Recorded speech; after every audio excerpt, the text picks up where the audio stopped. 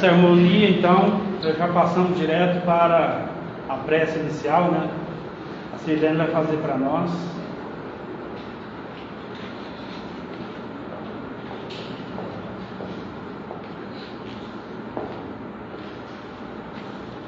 Meus irmãos, boa noite a todos. Vamos fazer a nossa prece, vamos elevar os nossos pensamentos a Deus e a Jesus, pedindo ao nosso mestre, aos mentores da nossa casa, o amparo de que nós temos necessidade, que nós possamos, durante a explanação da lição da noite, receber as bênçãos, os tratamentos de que nós temos necessidade, que todos nós possamos levar aqui da nossa casa abençoada as bênçãos, o amparo e o socorro que viemos buscar. Deus abençoe os nossos lares, as nossas famílias, o nosso planeta Terra, a nossa amada nação brasileira, a nossa pátria do Evangelho. Que Deus abençoe as nossas vidas. Pai nosso, que estás no céu, santificado seja o vosso nome. Venha a nós o vosso reino, seja feita a vossa vontade, assim na terra como no céu. O pão nosso de cada dia dai-nos hoje, Senhor. Perdoa, Pai, as nossas dívidas, assim como nós perdoamos a quem nos tem ofendido. E não nos deixeis cair em tentação, mas livra-nos, Senhor, da prática de todo e qualquer mal. Deus abençoe o nosso palestrante da noite, que ele seja inspirado, que as suas palavras, os seus ensinos possam envolver os nossos corações. Que assim seja.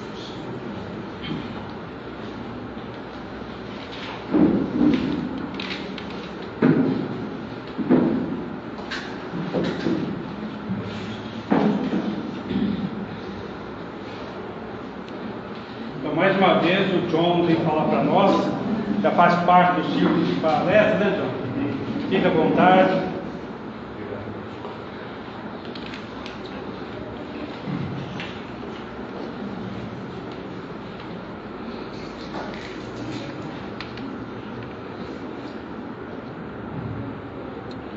Licença para vocês, tirar aqui. Boa noite a todos. Boa noite. Que Jesus nos auxilie sempre na compreensão de seus ensinamentos e nos ajude no dia a dia na prática desses ensinamentos, a fim de que cada um de nós alcance a proposta que nos propusemos para essa encarnação presente, né? Uma nova oportunidade. Lembrar sempre de toda a obra do bem, seja ela qual for, uma parcela da obra toda do Cristo Jesus realizada como ele nos ensinou, pela honra e glória de Deus. O pessoal estava cantando aqui, né? São chegados os tempos, não há tempos a perder. Reunir os corações, amar o nosso papel, reunir as nações. Interessante, né? E nós vamos ver aqui, lembrar que Jesus nos ensinou que ele veio para que tivéssemos vida e vida em abundância. Esse tema de hoje é uma lição do livro Estante da Vida, psicografia do Chico Xavier, pelo Espírito Humberto Campos. A lição chama Por que Senhor? Nós vamos poder ver passagens de Jesus em contato com determinadas várias pessoas, em que ele vai poder nos ensinar ou deixar claro para nós essa vida abundante que ele nos prometeu e que ele disse que veio a trazer a nós outros. Porque às vezes a gente escuta isso, a gente lê isso, entende? Eu vim para que tenhais vida e vida em abundância. E a gente se vê às voltas com as nossas dificuldades naturais no caminho da nossa evolução, de vez que o planeta escola, sendo um planeta de provas e expiações, é natural que estejamos às voltas com desafios, com obstáculos, com problemas, de vez que aqui é escola, a fim de que a gente conquiste, né, virtudes que nos habilitem sempre a novos aprendizados, de vez mais sutis e mais profundos, e maior cota de felicidade, até que alcancemos a felicidade sem mestra, para a qual todos nós fomos criados, e que é um projeto que a gente repete que ninguém nada pode nos impedir de alcançar, de vez que não é um projeto de um homem, de um governante, mas um projeto de Deus, né? É interessante, a gente vai ver aqui que a gente nos evangelhos, nós temos os 4 evangelhos chamados evangelhos canônicos, que são evangelhos que seguem uma determinada regra pré-estabelecida. principalmente dentro da Igreja Católica, a Igreja à época e os condutores da Igreja determinaram que esses evangelhos seriam os canônicos que seguem determinadas regras, determinados rituais, determinadas verdades para eles, condições na realidade, nem verdades, condições para eles. E a gente chama então os 4 evangelistas, os 4 evangelhos, de evangelhos canônicos. E dentro desses 4 evangelhos canônicos, nós temos 3 evangelhos chamados sinóticos, que são os evangelhos sinóticos. Os evangelhos sinóticos são os evangelhos que têm uma certa similaridade de passagens, de situações que foram vivenciadas pelo Cristo, e até algumas palavras iguais. Então, são os evangelhos sinóticos. O primeiro evangelho foi o evangelho criado, ou escrito na época, por Mateus, o segundo por Marcos, o terceiro por Lucas. O evangelho de João não é evangelho sinótico. Por quê? Não é um evangelho, é um evangelho. Ele é canônico, é considerado canônico, mas não é sinótico. Por quê? Porque o evangelho de João, ele é desconectado, ele é diferente dos demais 3 evangelhos. Porque João, ele escreveu o evangelho dele no ano 95 da era cristã, já bem velho, né? E ele percebeu que os 3 evangelistas tinham remontado muito a condição de Jesus como homem, os milagres de Jesus, as coisas de homem, o Cristo encarnado no corpo humano.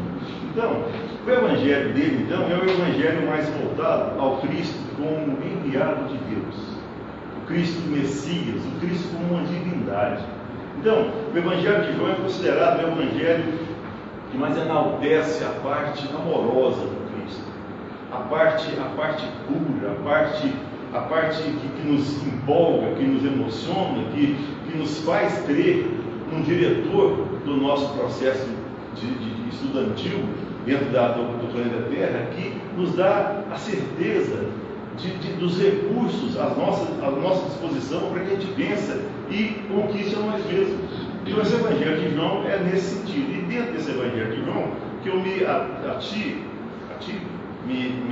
procurei me ater, né, para trazer à baila essa lição de Porquê Senhor, que é uma lição que Jesus, após o encontro dos 500 da Galiléia, Jesus teve um encontro depois do chamado ressurreição, Jesus voltando à vida, né, após a crucificação. Ele encontrou Maria de Magdala, ele encontrou com 10 dos apóstolos, depois ele encontrou com 11 que veio Tomé também, e ele pediu que Tomé tocasse as chaves dele. Ele encontrou com os 2 na estrada de Emaús, da cidade de Emaús, os 2, né, que reconheceram que ele era Cristo, ele partiu o pão, né?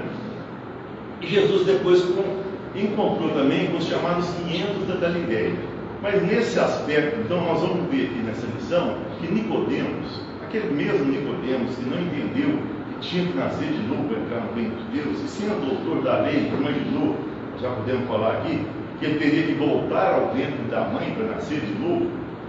E Jesus não discordou dele, não é isso que eu estou falando, não. Eu estou falando é do batismo, né, da água do batismo. Jesus falou, não te surpreendas que eu te assevere. Ninguém pode entrar no reino de Deus se não nascer de novo. Mas a época certa, eu pedirei a meu Pai e vos enviarei o Consolador para que ele vos venha revivecer os meus ensinamentos. E a época certa para o nosso entendimento, como a gente tem agora, de entender que efetivamente, uma vez criados como filhos de Deus, nós não poderíamos estar relegados a um inferno eterno, de sofrimento eterno. Isso é um contrassenso com a misericórdia e bondade infinita de Deus. Sem entrar no mérito aqui também da crucificação do Cristo como razão do livramento dos nossos pecados, dos nossos erros. E na realidade, não vamos entrar no mérito disso, não estamos aqui para fazer proselitismo, nem questionar, e muito menos condenar o entendimento e a crença dos nossos irmãos, outros que têm outra filiação religiosa.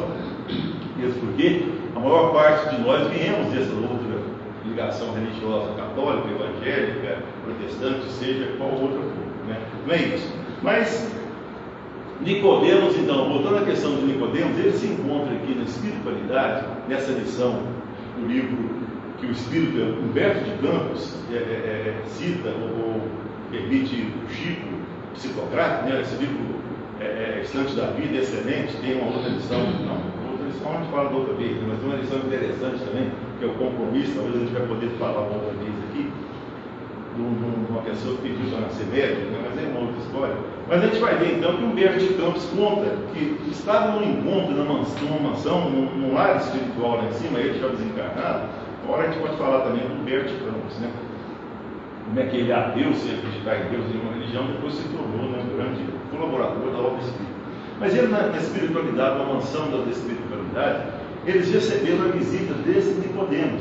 E Nicodemos chegou e vai contar para eles um encontro que ele teve com Cristo. Que ele teve com Cristo, ele e Nicodemos ainda encarnado aqui na terra da época. Então ele conta que ele estava em dúvida com muitas situações, muita coisa intrigava ele. E ele sempre pedia que Jesus, de alguma forma, depois recebendo e entendendo Cristo como enviado de Deus e o Messias, que os profetas profetizaram anteriormente, que viesse auxiliar. Ele tinha muitas dúvidas com relação, por exemplo, à justiça e misericórdia, responsabilidade e perdão, bem e mal, prêmio e justiça. Ele tinha dúvidas com relação à retidão e delinquência, bondade e punição. E ele era o doutor da lei. E ele se achava, dentro dessa posição dele de doutor da lei, essas questões incomodavam muito ele. Ele era o juiz da lei. E naquela época, os doutores da lei eram na maior parte deles, fariseus, né? Nós já podemos ter falado antes aqui, fariseus que estudavam muito a Torá de Moisés. A Torá de Moisés são 5 livros de Moisés, né? Começa lá na Gênesis, Levítico, Êxodo, Levítico, Número e Deuteronômio, né? São os livros de Moisés, que ele escreveu saindo do Egito com 80 anos, durante os 40 anos que ele passou no deserto. Então, quando Moisés chegou aos 120 anos, nos 40 anos que ele passou levando o povo do Egito para a Terra Prometida, ele chegou na Terra Prometida e não entrou na Terra Prometida. Nós sabemos disso, né? O Senhor falou que iria chegar até a Terra Prometida e não ia entrar. Na realidade, ele morreu aos 120 anos, mas ele deixou esse Pentateuco dele aqui, que é a chamada Torá.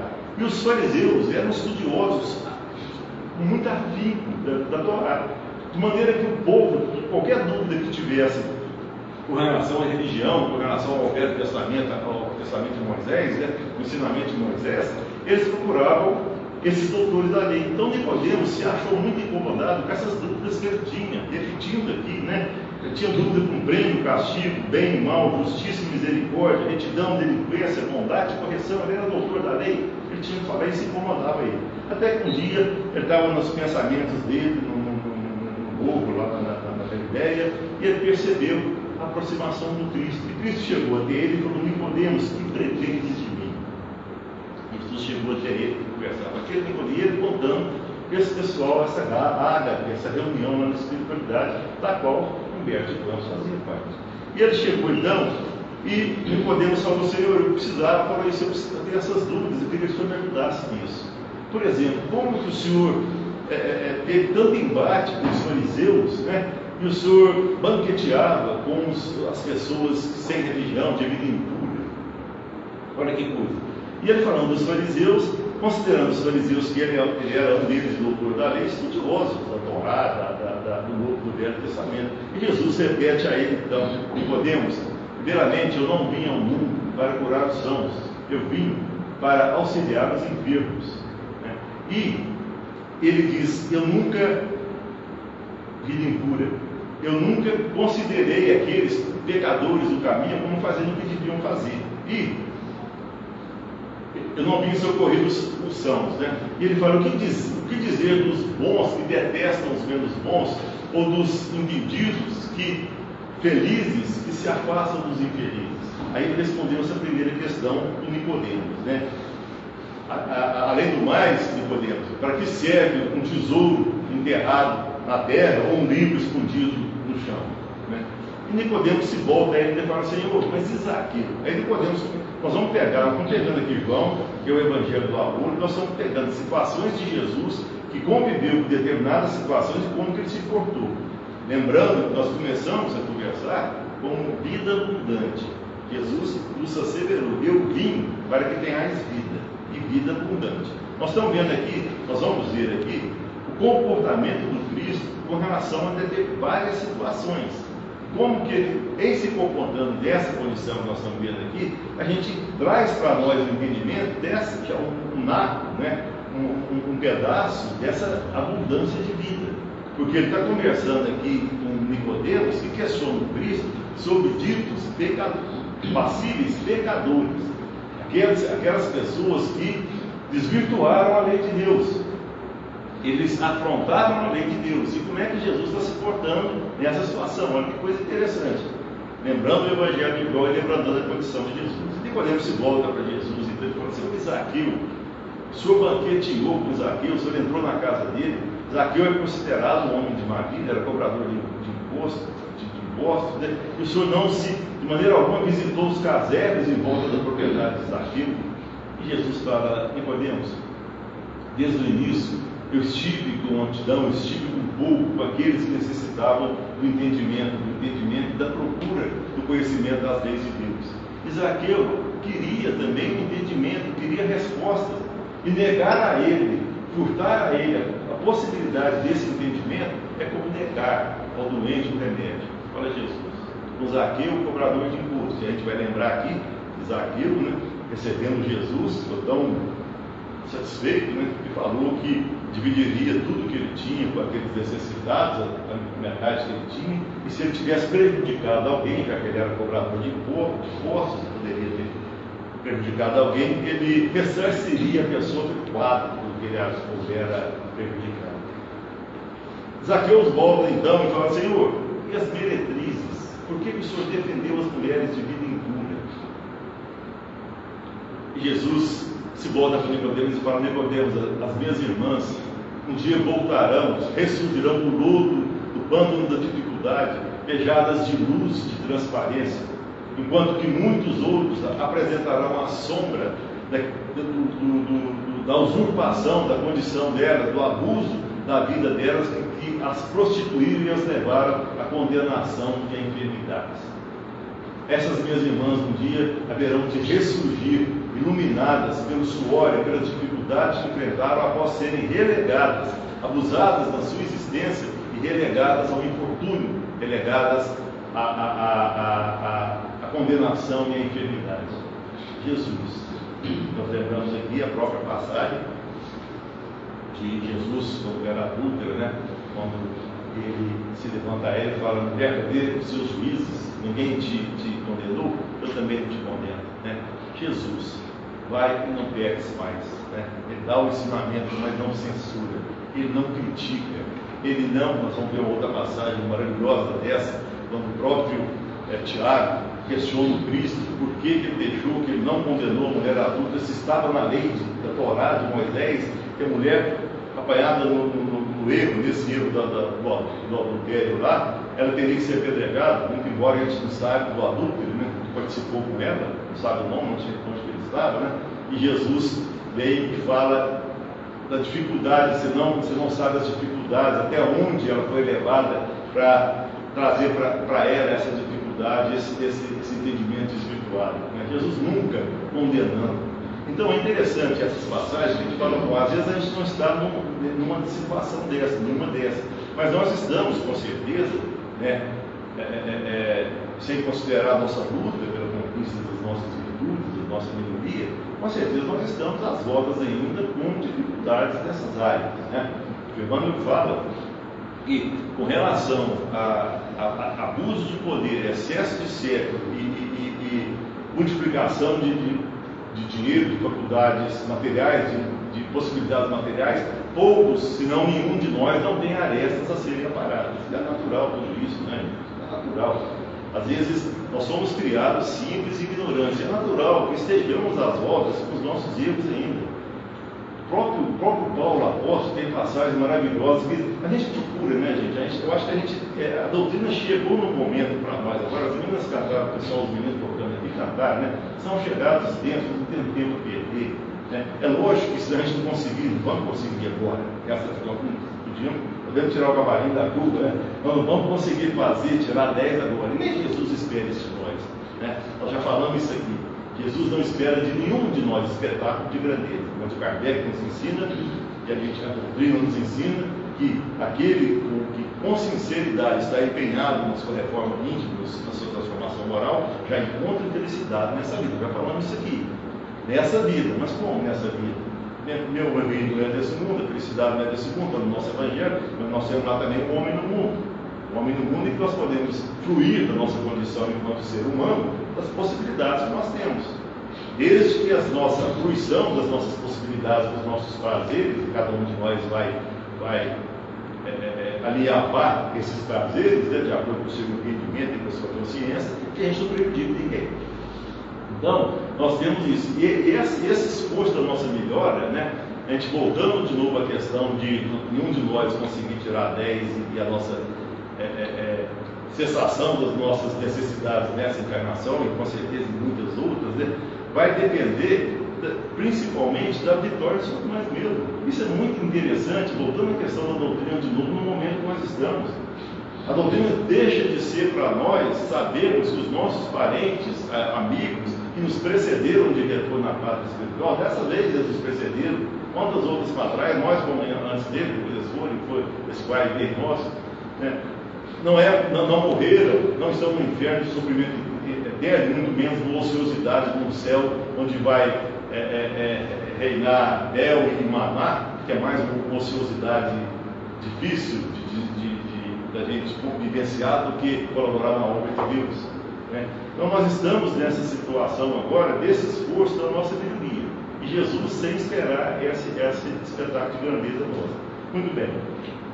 Jesus fala para isso então para Nicodemos com relação às mulheres consideradas as meretrizes de vida difícil e tudo, e Jesus, depois da mulher adulta também, que a gente pôde falar, Nicodemos se volta e fala assim: Senhor, eu fiquei sabendo que o Senhor entregou a condução dos seus ensinamentos, do seu evangelho, da sua boa nova, da sua mensagem, né? E evangelho, na realidade, do grego, né? A tradução da palavra evangelho do grego, não sei qual que é, em grego qualquer, mas quer dizer boa nova, é uma boa mensagem. Apocalipse, apocalumno também, é levantar o véu. Em grego também, o Apocalipse, lá de João, o evangelista, que é o fim do mundo, que vai acontecer isso, aquilo, trombeta, tem 7 trombetas, 7 anjos, 7 selos, né? O número 7 tem uma certa mística, mas não supersticiosa, né? Tem o número 7, isso aqui. Mas tem uma certa mística que Apocalipse da realidade, aí sim, a tradução do grego apocalumna é levantar o véu. Mas é uma outra história, em outro momento a gente pode falar disso. Mas Nicodemos volta de novo a Pedro e fala: Senhor, o Senhor me indicou Pedro para dar continuidade ao trabalho do Senhor. Aquele mesmo que negou o Senhor 3 vezes, né? E o Senhor colocou ele como continuador do seu trabalho. E Jesus fala: mas justamente por isso, Nicodemos, porque Pedro agora já conhece o preço e o sofrimento da deserção. Então ele é o mais indicado, olha que coisa, por ter passado nisso, ele é o mais indicado para dar continuidade à tarefa que vocês deverão dar continuidade após meu retorno na pátria espiritual. E é interessante, né? Porque a gente vê Pedro negando Jesus por 3 vezes, nós já podemos falar aqui, né? E Pedro, ele era muito fiel ao Cristo, mas ele era muito ligado ao Velho Testamento, muito duro nas questões que ele acreditava. Mas era importante e foi, né, o pilar da sustentação da continuidade do Evangelho do Cristo. A ponto de quando ele falou que Jesus não era nem reencarnação de João Batista, Jesus chegou vivendo com João Batista, né? O pessoal pensava que ele era a reencarnação de João Batista, ou era Jeremias, que viveu 600 e poucos anos antes de Cristo, ou era Elias que teria que voltar. E nós falando aqui, Pedro fala: o Senhor é o Cristo Salvador, Filho do Deus vivo, e Jesus fala: bem-aventurados sois, porque não foi a carne nem o Espírito que te disse isso, mas meu Pai que está nos céus. Nesse momento, Pedro, aqui é muito importante, né, de novo, a questão da doutrina, do Espiritismo do nosso entendimento. Jesus fala que Pedro foi médium de Deus naquela hora. Não podemos, fica difícil da gente compreender, né? Como é que Pedro foi médium de Deus, né? É difícil. Como é que Jesus, né, recebeu diretamente de Deus essa parcela do sol para construir essa sala de aula nossa aqui no planeta? Como é que funciona isso? Como é que essa relação de Jesus em conversa íntima e pessoal no sentido de tete a tete, né? Frente a frente, porque a gente se perde no entendimento da chama do nosso espírito, e muito menos com a própria existência de Deus, que nos escapa completamente do nosso entendimento, no nível que nos encontramos hoje. Como é que funciona isso? Nós não imaginamos. Talvez por isso, né, que quando a gente desencarna e retorna à pátria espiritual, o nosso entendimento, o nosso leque de entendimento e de opções, ele se abre mais e a luz se faz mais possível a nós outros. Aqui, nosso corpo nos limita muito, ele nos limita, nos constringe, nos leva a necessidades próprias do corpo matéria. Nós sabemos que nós só temos dois elementos do universo, só dois. Nós só temos dois elementos do universo: matéria e espírito. O que não é matéria é espírito, não é espírito é matéria, é só. Ah, mas tem o ácido? Não, o ácido não tem. Tem minério de ferro, que somado a outros elementos de liga, gera o ácido, né? Mas nós temos o minério de ferro, nós temos o cobre, nós temos o ouro, nós temos a pedra, isso é matéria. Nós temos o espírito. Então, a gente vê nessa condição então, de Pedro, nesse momento em que ele fala que Jesus é o Cristo Salvador, Jesus se volta a ele e fala: Pedro, tu és pedra, e sobre essa pedra eu edificarei a minha igreja. E aqui é interessante: que pedra? Né? A pedra Pedro, que Jesus ia edificar a igreja em cima do apóstolo Pedro. Não, naquele momento ele fala que Pedro foi médium de Deus. Então a gente passa a entender que sobre a mediunidade Jesus edificaria esta igreja. E efetivamente que nós temos outra passagem dos evangelistas que fala que em determinado momento, e principalmente no fim dos tempos nós estamos falando aqui, né? Não é fim do mundo, né? Fim do mundo velho, fim do homem velho, fim do homem material, fim do homem egoísta, fim do homem orgulhoso, vaidoso. Todos nós somos, temos ainda, naturalmente temos, uma nova etapa, uma nova era que todos efetivamente, na canção do pessoal dos meninos aqui, né, unir as nações, né, ao invés de alguém atacar uma nação para ter o poder, nós falamos de novo a questão do poder, do dinheiro e do sexo, que o irmão nos ensina, né? Todos são irmãos uns dos outros, efetivamente somos. É interessante.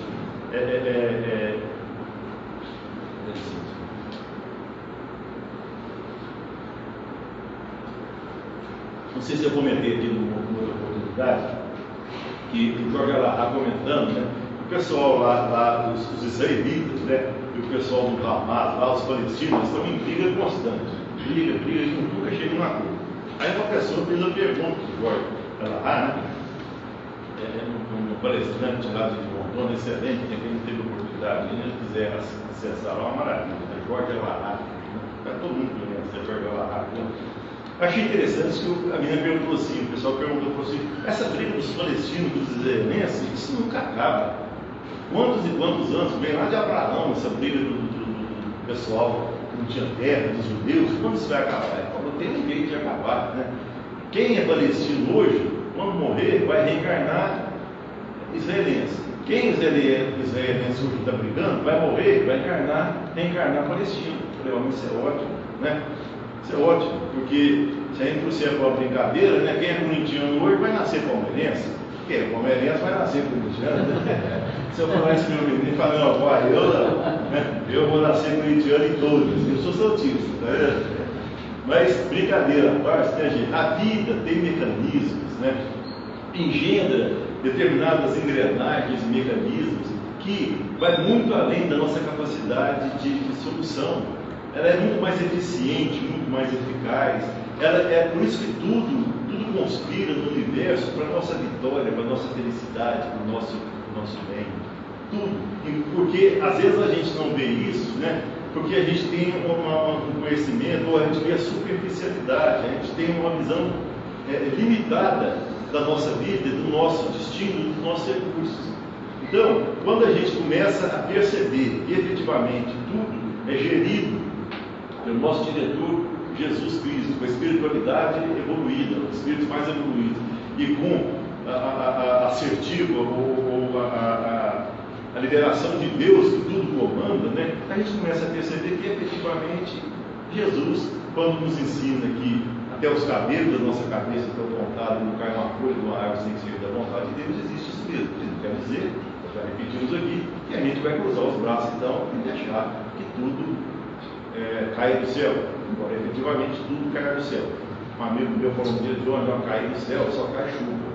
Foi só se for chuva de bênçãos, né? Porque nosso nascimento, lá nisso, o nosso nascimento, vocês me desculpem às vezes, mas eu tenho que, né? Falei de Pedro aqui, meu netinho é Pedro, fez 2 anos, dia 10, né? E hoje nasceu o irmãozinho dele, Eduardo, que nasceu hoje de manhã, maravilha. Eu nunca sabia que ter neto é tão bom, né? O pessoal falava, o pessoal que tinha isso, falava assim: vocês têm neto? Não, mas a gente vai ter ainda, você vai ver o tanto que é bom, é a cereja do povo. Embora, né, realmente aquele negócio que os avós deixam fazer o que querem, realmente nós estamos tentando, nós estamos fazendo, embora a gente tenha que puxar o freio. Mas nasceu hoje, maravilha, Eduardo. E o Pedrinho, né? O Pedrinho voltou a engatinhar com 2 anos e queria bico, né? Vou ter que resolver isso aí. Mas, voltando à questão, então, nós estamos então sob a condição e a condução de Deus para a nossa vida, o nosso aprendizado. E quando aprover ao Pai Celestial nos chamar de volta à espiritualidade, de acordo com o nosso projeto para essa encarnação presente, nós vamos voltar lá, voltando à questão de novo do entendimento da espiritualidade, que é diferente do que a gente tem aqui, dado o constrangimento, a constrição que o nosso corpo impõe ao nosso espírito, que limita as nossas capacidades, as nossas possibilidades, né? Então, quando a gente volta para lá, a gente se empolga e vê tanta coisa que nós temos que aprender, tanto recurso que nós temos para alcançar, que a gente se enche de ânimo, né? E pede, como o Eduardo pediu, para nascer de novo. Está nascendo hoje aí, nós já nascemos também, e com certeza estamos num caminho já melhor, senão não poderíamos ter, não é um privilégio, mas a oportunidade, por exemplo, de ter essa doutrina maravilhosa, como nós vimos aqui também na nação do pessoal, né? Que não nos faz melhor, mas que esclarece a nossa vida, que tira o peso da culpa, que tira a questão de que todo espírita gosta de sofrer, né? Isso é masoquismo. Na realidade, nós nos sentimos tão aquinhoados por Deus, nós nos sentimos tão beneficiados por Deus, que a gente se sente no dever de fazer alguma coisa pelo bem do semelhante, porque a gente entende que efetivamente, como Paulo nos ensinou, fora da caridade não há salvação.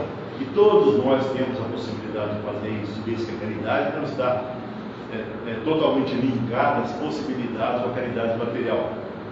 Embora a campanha do quilo, o enxoval para a mãe carente, a cobertura, a roupa, né, tem importância para aquele que não tem, mas nós temos a oportunidade da prece, nós temos a oportunidade do passe, nós temos a oportunidade da visita, nós temos uma série de situações em que a gente pode servir ao nosso semelhante.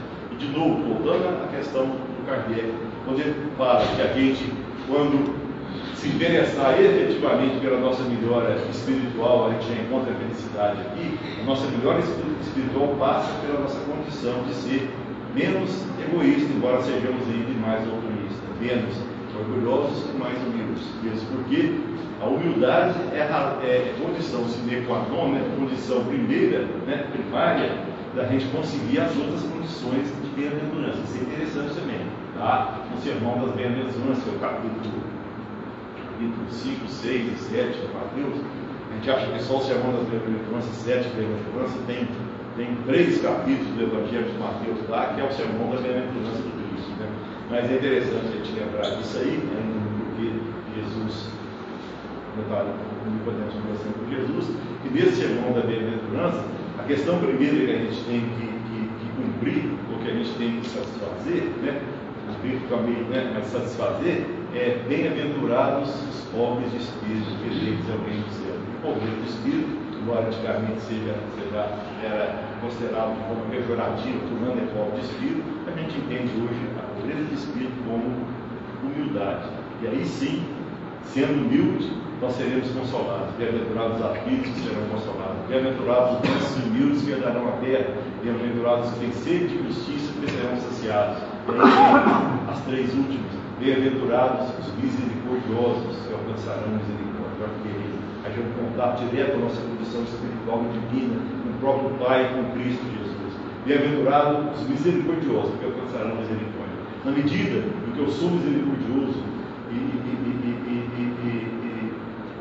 relevo com aqueles com quem eu convivo, determinadas situações que me incomodam, eu recebo a misericórdia de Deus, a misericórdia dos céus. Bem-aventurados aí, a penúltima, os puros de coração. Por quê? Verão a Deus. Está lá no nosso evangelho, está lá no sermão da bem-aventurança. Bem-aventurados os puros de coração, porque verão a Deus. Jesus está falando agora, não é quando a gente morrer e ser Espírito Cristo, não. Nós vamos ver a Deus pelo nosso dia a dia, pelas nossas vivências com as outras pessoas. Nós vamos começar a perceber a Deus numa situação que nós nunca percebemos antes. Estava no ano do Bartolomeu, passando pela estrada que passava sempre de Cafarnaum para dar uma luta, e nunca via as flores do caminho, as estrelas do céu, a lua, o nascer do sol. Nós vamos ver a Deus numa música que nos enquebra, que nos leva ao êxtase de prazer, né, de sentimento. Nós veremos a Deus e com pureza de coração. O que é puro de coração? Sendo pureza de coração, na medida que a gente passa a ver cada um de nós como irmão, independente do sobrenome, que transitoriamente nós usamos diferentes. E necessitados disso, de acordo com a colocação do Evangeliho na cor. Nós estamos no lugar certo, as pessoas certas, com a família certa. Ninguém caiu por acaso na nossa família, ninguém de nós. Embora, por vezes, é melhor que a gente protege alguma relação para que não complique mais a situação nossa de vida. Mas então, a gente vai ser puro de coração quando a gente deixa de condenar os outros, quando a gente deixa de criticar, quando a gente consegue receber a ofensa e digerir ela sem devolver a ofensa e tirar do baú aquilo que eu também sei dela para devolver a ofensa para receber. Quando eu começar a ver daqueles que me incomodam, que me prejudicam, né? Talvez situações de dificuldade, nós vamos dizer aqui como os bom ladrão, ditado aqui para Nicodemos, que que ele fala, que transformar vítimas do próprio desequilíbrio. Então, aqueles que estão servindo a vida como instrumento de provação para nós, estão se tornando vítimas do próprio desequilíbrio. Olha Jesus, isso é Jesus falando com Nicodemos, vamos continuar. Então, Nicodemos fala, Senhor, depois que ele falou de Pedro, como o Senhor se deixou crucificar entre dois ladrões e asseverou um deles que estaria convosco no seu reino dos céus. O que Jesus fala para Nicodemos? Dois ladrões. Erraram, roubaram. Estão errados, estão. O que Jesus fala? Nicodemos, não julgues precipitadamente a tragédia de irmãos nossos, você não conhece a história desde o princípio. Então, aqueles que porventura chegam até nós para servir de oportunidade do nosso perdão, da nossa paciência, do criticam, que nos ofendem, não conhece a tragédia dele, porque essa tragédia dele não iria justificar o que ele venha complicar, prejudicar quem quer que seja. Mas a gente não conhece a vida, a tragédia daqueles que chegaram no ápice da dificuldade, e por vezes quase perto da solução do seu problema, da solução que ele pediu para o seu agradecimento espiritual. As portas da conquista dessa solução, às vezes, ele se entrega ao desânimo, se entrega à rebeldia, à extrema ignorância e tira a sua oportunidade de dar a sua própria vida. E talvez poderíamos nós, como amigo, como possibilidade de uma visita, como de alguma forma a levantar a esperança, a fé da pessoa, poderia ajudar e evitar isso, porque essa pessoa poderia, como pode ser futuramente, o nosso filho, nosso neto, nossa esposa, o irmão, o pai. E a gente tem como licionista a própria doutrina que abre mais um leque de opção para nós dentro do atendimento fraterno que nós temos nas casas. Atendimento de se conversar com as pessoas, não estão vendo um raio de esperança, um fim, uma luz no fim do túnel. Talvez já esteja chegando quase no fim do túnel e vai ver a luz, porque Deus sabe, Ele sabe a hora de intervir. Bom, o Nicodemos fala então, né, esses ladrões que Jesus fala, olha aqui, é preciso saber até que ponto ele tenha resistido à tentação e ao infortúnio para transformar-se em vítima do próprio desequilíbrio. Olha o que Jesus fala. Os empreendedores da fome haverão de responder por isso, por sonegarem o pão, né? E aquele que eu prometi a entrada no paraíso, nos céus comigo, para que eu prometi isso?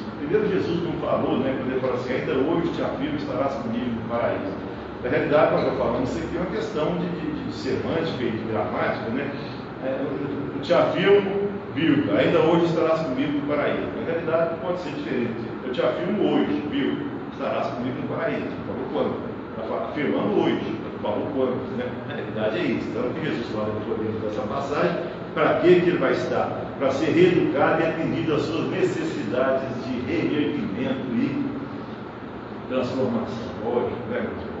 Ele não vai ter, aí talvez a pessoa pode entender, ter um entendimento diferenciado, porque quando Jesus falou que ele estaria ainda hoje no paraíso, lá no reino dos céus com ele, né, a pessoa pode entender, se você aceitar Jesus, você está, né? Na realidade não é isso. Não está aqui também para condenar, né, o entendimento de ninguém, mas o entendimento é diferente do nosso. E depois Nicodemos volta depois dessa passagem, quando Jesus fala, Senhor, e por que o Senhor pediu perdão aos seus próprios carrascos que te espancavam?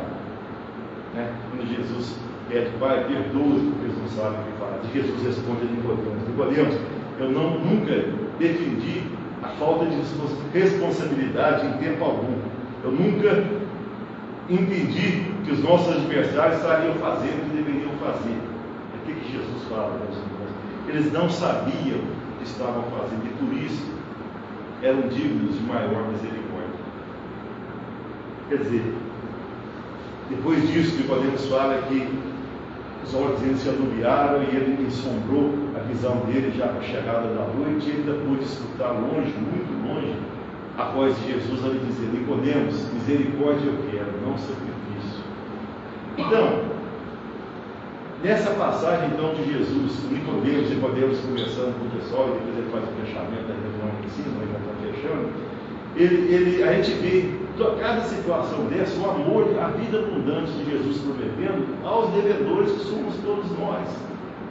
Então seria como cada situação dessa, cada um de nós pudesse estar presente, vivenciando essa situação de desconsolo e de disparate que cada um vivenciou aqui. E se a gente recebesse o Cristo na nossa frente, cada situação dessas, são 6 situações, que foi Zaqueu, os fariseus, as meretrizes, Pedro, os ladrões e os crucificaram Jesus, e em nenhuma situação Jesus falou, mas eles haverão de pagar o que estão fazendo, porque são ignorantes, estão corrompendo as leis de Deus e envergonhando a obra de Deus. Ao contrário, você tem que pensar os ladrões, até onde que eles lutaram, que eles lutaram para ceder à tentação do desequilíbrio e se vitimando no desequilíbrio deles próprios. Os que condenaram ele, crucificaram, não sabiam o que estavam fazendo, eram crianças, sem saber o que estavam fazendo, e por isso, sem saber o que estavam fazendo, são merecedores de maior compaixão.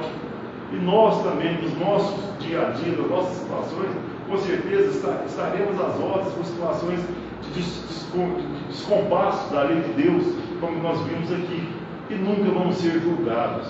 Embora não vamos entrar no mérito aqui, embora já estejamos nesse mérito, ação e reação, causa e efeito. Se nós não estivéssemos incursos nessa lei de ação e reação, causa e efeito, nós estaríamos nascidos na Terra, que é ainda um planeta de prova e expiação. Estaríamos já num planeta como Júpiter, que é o planeta mais evoluído do nosso sistema solar, um planeta que não tem doenças, não tem variação brusca de temperatura, de clima, não teríamos armas, não teríamos potência, não teríamos orgulho, não teríamos vaidade, não teríamos egoísmo. Vamos chegar lá que nós já estamos a caminho disso, mesmo porque nós estamos num planeta que está às portas, já iniciou esse processo, do Chico Xavier, já iniciou esse processo de passar de prova e expiação na evolução do mundo, na evolução, logicamente, dos habitantes desse mundo, para escola de prova e expiação, para a escola de regeneração, onde a alma, os espíritos justos virão aprender mais. E regeneração não é uma coisa, uma data, né? Como o Chico tinha falado, né? Eu em 2057 estaria assim mais, porque eles não dão data, né? Os espíritos não falam data, tal dia, mas a data do Chico, vai falar outra vez, ele falou 2057. Estaria mais aflorado essa transição que nós estamos vivenciando. Né? Isso não vai começar lá em 2050, já começou, segundo o Bezerra, já tem 200 anos que isso foi dado início a essa transformação, né? Talvez eu já tenha muitas encarnações que já estão nesse processo de transformação. Né? Mas, depois disso, então, né, meus irmãos, Humberto Campos comenta então na finalização do encontro deles que Nicodemos calou-se, né? E eles passaram a refletir na presença honrosa de Nicodemos, né? Nessa reunião deles na mansão espiritual lá. E o Humberto Campos termina esse encontro, né? Nos dizendo: e nós, né? Humberto Campos, velhos julgadores do mundo, ficamos em meditação e silêncio, e ninguém se atreveu a acrescentar nenhuma palavra. E a gente encerra, né, perguntando, né, por que nesse encontro de Humberto Campos mais outros espíritos da mansão espiritual lá, com a presença de Nicodemos, depois que Nicodemos passa essas passagens todas do Cristo, por que ninguém acrescentou nenhuma palavra? Porque Humberto Campos nos esclarece aqui: nós, velhos julgadores do mundo, a começar a julgar por nós mesmos. De repente a gente entende que nós estamos passando por isso aqui, porque a gente merecemos. Às vezes a gente fala assim: a gente tem o que a gente merece. Não, você vai ter o que você merece. Não, você é filho de Deus, você merece tudo de bom. A sua herança é magnífica. O que você tem então? Eu tenho. Você e todos nós temos, nós precisamos. Eu pedi para ter mais paciência. Por isso eu estou convivendo com pessoas que dão a oportunidade de aprender a ser paciente. Eu pedi para ter a coragem de perdoar. O Evangelho nos fala que é difícil você ter coragem de perdoar. Eu pedi. Por isso eu estou passando por situações em que eu sou pago com ingratidão, eu sou ofendido gratuitamente, eu sou criticado com antipatia gratuita, eu sou condenado por aquilo que eu seja inocente, entre aspas, porque eu pedi a graça e a coragem que Deus me ajudasse a perdoar. Por que eu pedi isso? Porque eu vi de lá onde que isso vai me levar. Porque depois dessa terra, da parte material, das conquistas materiais, que tem o seu valor sim, relativo, embora Jesus nos ensinou isso na moeda de César, da César do que é de César, Deus do que é de Deus. Após isso tudo, nós vamos levar para lá é o nosso espírito já preenchido com as nosso esforço de melhorar, nosso esforço de perdoar, nosso esforço de ter paciência, nosso esforço de não condenar, não criticar, não olhar de cima e embaixo. Nós somos todos iguais, não tem ninguém melhor que ninguém. Nós estamos no mesmo barco. E o diretor, o que está manuseando esse barco aqui não é, que tem uma classificação, né? Quem está nos olhando não dorme, né? Então, a gente passa a entender isso e antes das nossas dificuldades, a gente acredita onde nós vamos chegar com tanta bênção e nós realmente nos apresentamos ao nosso Deus agradecido. Pai de amor e misericórdia, obrigado por tudo, portanto, por todos que temos recebido. Ajuda-nos, Senhor, a fortalecer a nossa fé a fim de que possamos honrar, mas procurando e aprendendo a amá-lo acima de todas as coisas, amando todo o nosso próximo, amando o nosso Deus. Em nome de Jesus, pela vossa mão. E assim, meus irmãos, mais uma vez, agradecendo a Deus acima de tudo, agradecendo a casa, mais uma vez, o carinho, a oportunidade, a possibilidade. E a cada um de vocês a paciência, igualmente a oportunidade. Que Deus nos abençoe. Sempre.